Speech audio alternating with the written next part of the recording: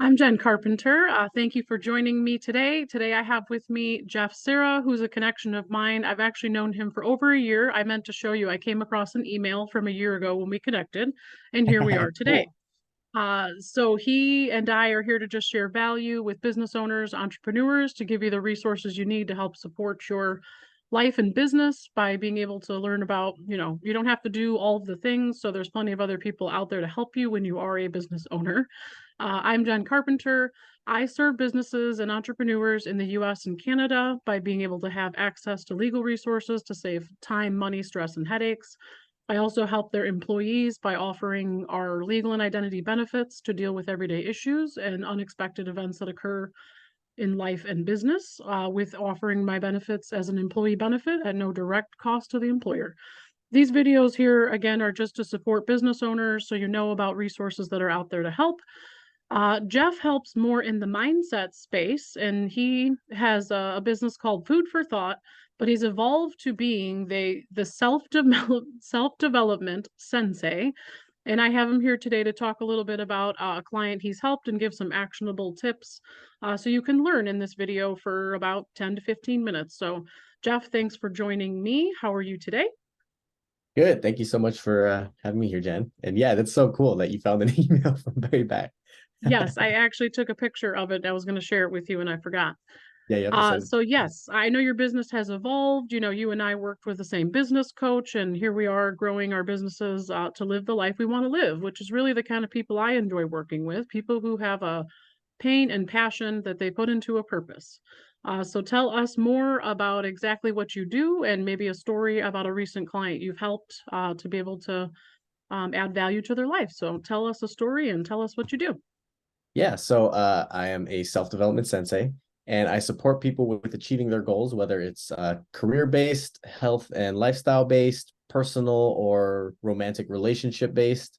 And we do that by removing self-limiting beliefs, self-limitation, self-sabotage, all the things that we do to get in our own way. And that starts with a heavy amount of self-awareness. And so I had one client who was Japanese American, and he was struggling with trying to understand why he has a lot of responsibility in both volunteer aspects and business aspects, and in emergency situations he thrives. He's able to just tackle anything that gets thrown his way. But in the personal realm, in the home life, when there's an emergency or there's something that happens, he'll tend to just freeze, and he'll just get stuck. And he came to me and was like, hey, I really want to understand this. This has been something that's been ongoing for a good amount of his life, and it just didn't make sense. And so we went through a VIP day, which is a 8-hour session where we do a deep dive in order to reflect on a specific issue or pain point where they want to understand it or work through it. And so we set out with that intention, and by just going through a string of questions, and just continuing to go deeper and deeper as to like, okay, well, do you remember this? How about this? And really having him see and answer his own questions to be like, oh wow, yeah, like this did correlate to something in my childhood, or this was a learned behavior from something my parents taught me. And just following that and connecting all the dots until we reached like the source of it. And it was interesting to come to that realization where it was maybe an aspect of something he knew in his life, where it was like, yeah, like, oh, okay, I knew this was an issue in my life, but I didn't realize how it correlated to all the other areas in who he was. And how we do one thing is how we do everything. So if we have a situation in our business life, that's also going to be showing up the same way, maybe not as obvious, in all other realms. So whether it's our health, whether it's our relationships with friends, family, or a romantic partner, there's a correlation to all of it. So when you work through one thing, the more you understand it, it can actually support you in all of those realms. So I didn't know that you do such a deep dive session that's 8 hours. If everybody, if people don't necessarily need that much time, do people get through kind of some of the process in 4 to 6 hours, depending on what they're dealing with? Or do you always do this really? I've never heard of anyone else that offers this, so that's why I'm asking. A deep dive like that, can it be done shorter? Is it longer? Or is it always 8 hours? Um, so most of my coaching sessions are either in person or virtual. and they run from anywhere from an hour to an hour and a half, up to Yeah. 2.5 hours if it's over a meal. Food for thought. Yes. Yes. Yeah. um, so when it's those sessions, we typically will work through more of the everyday issues, or the Yes. client will talk about something that's going on that week, or something more recent.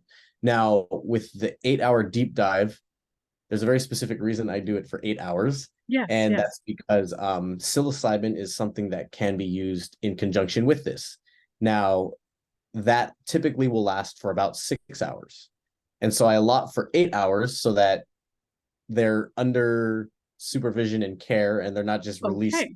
back into their life willy-nilly. So it's a level of responsibility, and being conscious of the intention that we have, it allows us to get there within that time frame. And Interesting. it's not like it's not like we're watching the clock and like, okay, like this is how much time has passed, Oh, we have sure. to Yeah. get the answer soon. It's more of just kind of like flowing with the day. When I do have a Got VIP it. day, we'll block off the entire day so that I can be present with that client and support them with whatever it is that they want to work through. And So I this one found is physically in person, you're saying, correct? my Specifically? VIP days are in person. Got Yes. it. Okay. Okay. Yes. Now I understand. I'm glad I asked these questions. Now that makes much more sense. Yeah. So typically with coaching sessions, it's we get to certain levels of depth with the conversation, but in an hour and a half time frame, you can only go so deep. And I found that with 8 hours, you're able to continue to keep going, and so it allows you to go deeper and deeper and deeper till you get to the real root of an issue, or an understanding of something that could have been an aspect of your whole life. I have another client where we dove back into like elementary school and memories he had around bullying, and the interactions he had with other kids at school and feeling out of place, or having racist experiences, things of those nature, where in our other sessions that those things may have come up, but we didn't have the time to really correlate it to all the other areas of his life. Whereas when we had the VIP session, there was these light bulb moments of like, oh wow, like I never realized that connected to this, which is like maybe a habit or something that they do every day today. So what So kinds of barriers do you see, say, with an entrepreneur business owner of where they're getting in their own way? Is it, productivity and time management, obviously? Is it, you said that they show up the same way in all different areas. So like what kinds of things are the people seeing and what things are happening that they're reaching out to you? the number one thing is pride and ego, to say, you know what, like, no, I don't need help in that, or I'm perfect, like I'm perfect as I am, or there's no room for me to improve in this area. And we all know that's bullshit. It's everyone can grow and elevate more, right? There's it's a never-ending journey of growth. So once that flares up, which is like the ego will come in to protect us emotionally, physically, to create a story or a justification, to give us validation for whatever decision has already been made.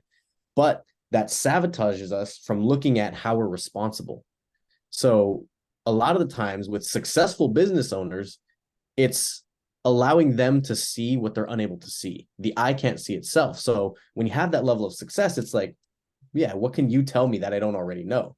And typically it's things about themselves, because the people around them, especially their what do you call it, their subordinates, are not in a place to be like, hey, you really dropped the ball on this, or like this could have been done better if you had taken a different perspective, versus me coming in as a third party with an unbiased opinion about something that it would be insightful for them to hear or see. That can actually lead them to more success, because then they'll take responsibility for something they've been sabotaging unknowingly, because it's the ego is saying and justifying the thing itself, to be like, no, we don't need to change that because I'm right. It's the ego that does it. So Yeah. that's really interesting. So I kind of thought you would work more with like entrepreneurs that are starting off, and you can as well, I'm sure, for everyday situations and whatever. But really, the people that you want to work with are those people that are stuck in their own ways and not ready to look within, like the people who are ready to decide, I'm ready to look within and face those, what I'm not facing, and being honest with myself about. So truly, your people sound like people that are just kind of stuck in their own ways and hard-headed and not looking within. Yeah. And that stretches across a lot of different personality types, like Yes. I mentioned, Yes. right? Like entrepreneurs that are starting out, Mhm. we also do that the most, where it's like stumbling and, getting in your own way because of whatever we've done already, to be like, well, this should already be working, this should already be successful. But the reality is, if it's not, what are you doing that you're responsible for that's preventing that from happening? Because whatever you're trying to accomplish, trying to do, most likely someone's already doing that successfully. So there's a way to achieve it, and the difference between the two individuals is the person themselves. What I've learned is you have to look at really what the thought is. And I have a process of what I've learned in mindset mastery of how to go through a thought that's typically, say, a negative thought. And this is Okay. exactly what we're talking about. So, what are some like actionable steps of when someone stops, pays attention, recognizes, and has a negative thought of how to either debunk it or set it aside and move on versus dwelling in it or whatever? What's like a couple, actionable tips or ideas maybe for this of how to deal with a negative thought and realize, okay, I'm self-sabotaging, I'm blaming myself, I'm criticizing myself, whatever the reasons are we might be doing it. How do we change it? That's really the biggest thing that I had to learn. So recognizing it and how do we change it? Okay. So if there's a thought that comes up, the first thing to ask is it true? Now, of course, the ego will come in and say, no, it's not. It'll justify and say, well, it could be true. But when you say that, but, that's when the rationalization comes in, to be like, well, Yes. I made that mistake, but I made that mistake because of this person, or this person gave me bad information, or whatever it was, so that you're not responsible. So when that but comes in, you flip it around and just be like, okay, wait, is it true? Yeah, I fucked up. Accept that. Then you say, what ways was I responsible for that? Not looking to blame anything external other than you.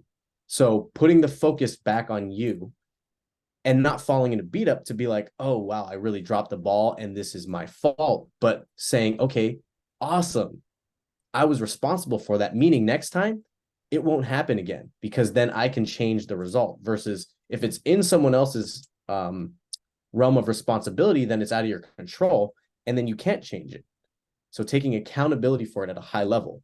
Another way to look at it is asking yourself, am I coming from love or am I coming from fear?